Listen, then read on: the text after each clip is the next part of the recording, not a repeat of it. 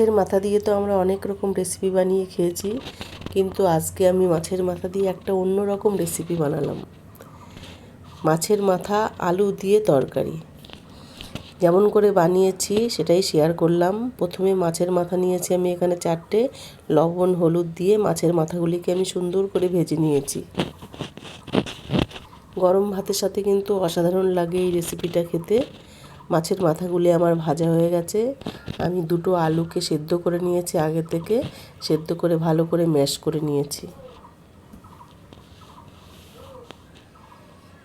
এদিকে আমার মাছের মাথাগুলি সুন্দর করে ভাজা হয়ে গেছে।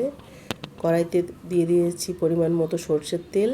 তেলটা যখন ভালো করে গরম হয়েছে তখন গোটা গরম মশলা, শুকনো লঙ্কা, তেজপাতা ফোড়নে দিয়ে দিয়েছি, আর 2টো পেঁয়াজ কুচিয়ে তেলের মধ্যে দিয়ে দিয়েছি। পেঁয়াজটা যখন লালচে ভাব চলে এসছে তখন এর মধ্যে দিয়ে দিয়েছি আদা, রসুন, কাঁচা লঙ্কার একটা পেস্ট আর একটা টমেটো দিয়ে খানিকটা লবণ, হলুদ আর একটু কাশ্মীরি লাল লঙ্কা, সামান্য একটু চিনি দিয়ে ভালো করে আমি মিশিয়ে নিয়েছি তেলের সাথে।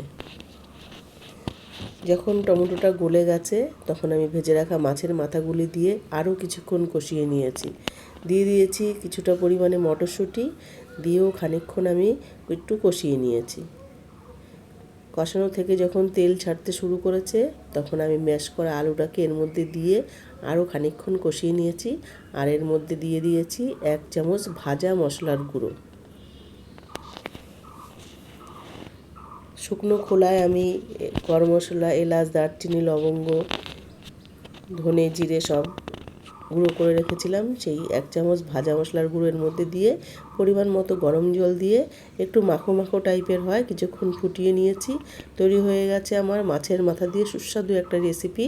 নামানোর আগে আমি আবার দিয়ে দিয়েছি একটু ধনেপাতা কুচি আর একটু ভাজা মশলা।